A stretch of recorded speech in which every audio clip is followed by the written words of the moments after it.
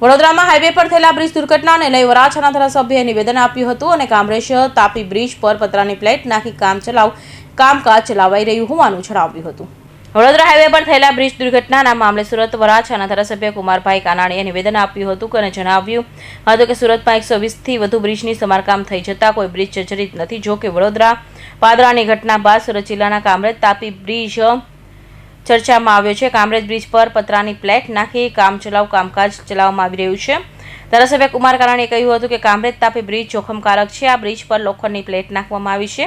સુરતમાં આ પ્લેટ 1 ફૂટ પહોળી હતી, આજે 7 ફૂટ પહોળી થઈ ગઈ છે। આ બ્રિજ પર પ્લેટ 2 ફૂટ ઊંચી થાય છે, તેનાથી દુર્ઘટના થઈ શકે છે। બ્રિજ પર મોટું ગાબડું હોવા છતાં કોઈ ઓથોરિટી કામગીરી કરતી નથી અને બ્રિજના 2 સ્લેબ વચ્ચે મોટી જગ્યાએ ત્યાં 2 સ્લેબ વચ્ચે લોખંડની પ્લેટ મૂકવામાં આવી છે, જે અકસ્માતને ઉતરી શકે છે તેમ કહ્યું હતું।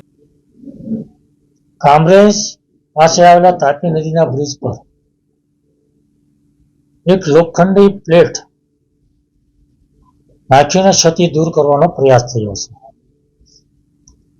મને ખ્યાલ છે ત્યાં સુધી આ પ્લેટ લોખંડની જે નાખવામાં આવી છે એ પહેલા 1 ફૂટ પહોળી હતી, આજે એ પ્લેટ લગભગ 7 ફૂટ પહોળી છે। એનો મતલબ એવો થયો કે ક્ષતિ વધતી જાય છે, જેમ ક્ષતિ વધતી જેમ પ્લેટ વધતી જાય છે, તો તાત્કાલિક ધોરણે આ બ્રિજનું રિપેરિંગ થવું જોઈએ, આ ક્ષતિ દૂર થવી જોઈએ એવું મારું માનવું છે। કારણ કે કોઈ દુર્ઘટના ઘટે એની પહેલા ક્ષતિ ટળી જાય, એ દૂર થાય અને પ્લેટ કાઢીને ત્યાં યોગ્ય રિપેરિંગ થાય તો દુર્ઘટના આપણે ટાળી શકીએ એમ છીએ।